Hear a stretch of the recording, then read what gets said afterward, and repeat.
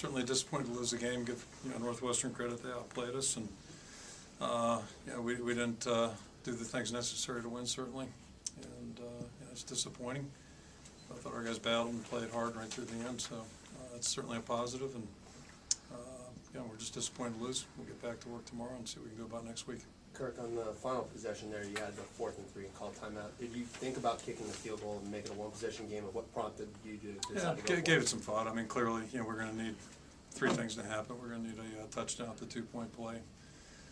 If that didn't work, then we'd have to go for 2 touchdowns, and then field goals in that equation if you make the 2-pointer, and then get the ball back somehow, either onside kick or kick it down, and hope to get it back in decent field position. So, we were moving the ball in that quarter. Just felt like that was our best shot. Kirk, CJ said that the clocks were hard to see. Is that a problem with the They were. This is the placement's unusual, very different at both ends. But I thought basically, at least in 2 of those situations, I thought we had enough time to get the ball snapped, and we just didn't. It was kind of fit in some ways with the way things were going, the way we were executing. Was there something that happened with Brad Rogers during the week that made it so? Yeah, he's injured.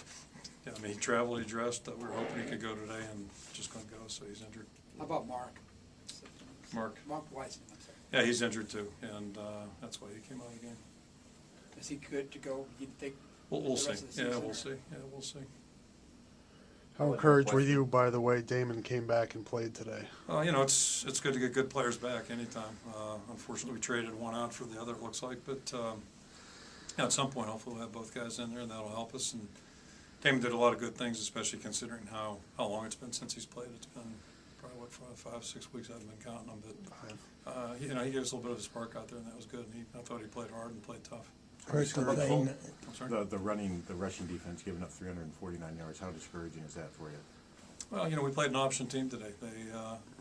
They've had two separate styles of attack, and that part we knew. Everybody knew that. The part you don't know is what balance would be chosen by them, and they did a good job, certainly.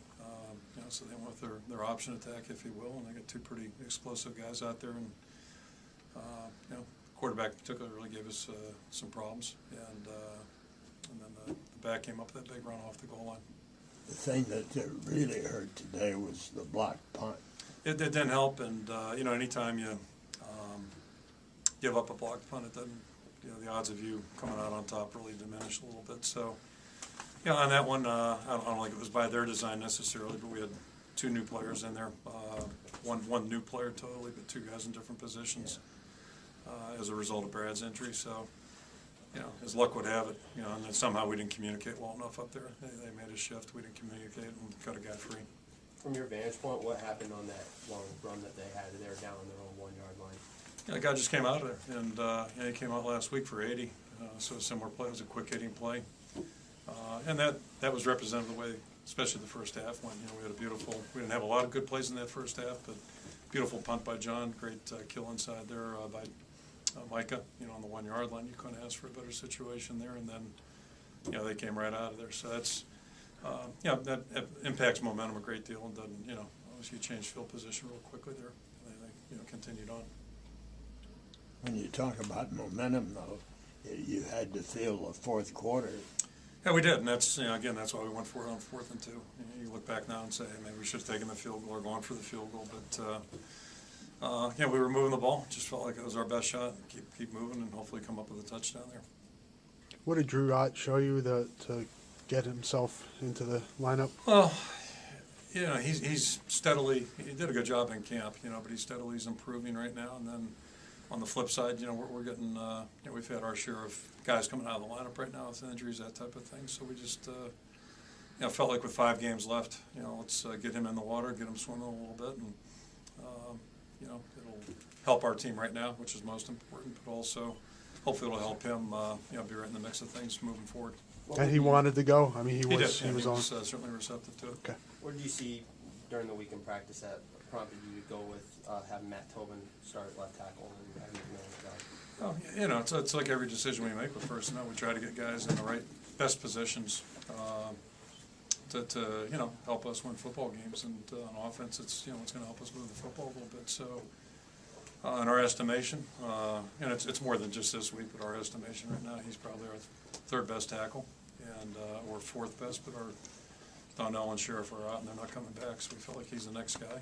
And our plan was to play him at left tackle. Nolan's still our backup tackle, and then both he and Jordan played at guard. And, be anxious to see the film, see how they did. What makes Coulter so difficult to read out there? He's just a very explosive athlete. Both he and Mark are both. They're quick, he's smart, and instinctive, and we got exposure to that last year. He did a good job against us last year. So, and I'm not totally surprised. How they played it today. And I don't know what their plan going in was percentage-wise, but they're having good success with that. And he's a tough guy to contain. Running quarterbacks, we get at least I can think of three right now in our conference, including him, that are very, very challenging to defend. Then that Mark gives him a good feed-off guy. Yeah, it's hard to, you can't just isolate on one guy, certainly. And, they get the ball going one way and he'll pull it down and bring it back the other. So if your contain's not good, which we broke down on that several times, but again, it's easier said than done when a guy's got that kind of quickness and speed. Do you almost have to shut Wiseman down for a couple of weeks now, just to? We'll make that decision during the week. We'll just see how it goes. You might have been asked about Gerard playing him. Yeah, he's been doing well. He did well in camp, and we're in a little thin at several positions right now with injuries, that type of thing. So we just felt like it was going to be in our best interest to get him on the field and get him started. Short term, long term also.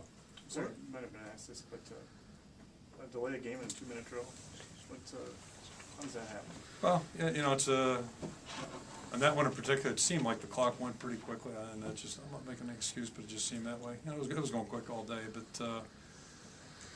that's one of those things. The clocks are a little bit difficult to find here, but that's everybody's job to do that, and then certainly we got to get the ball snapped before it expires.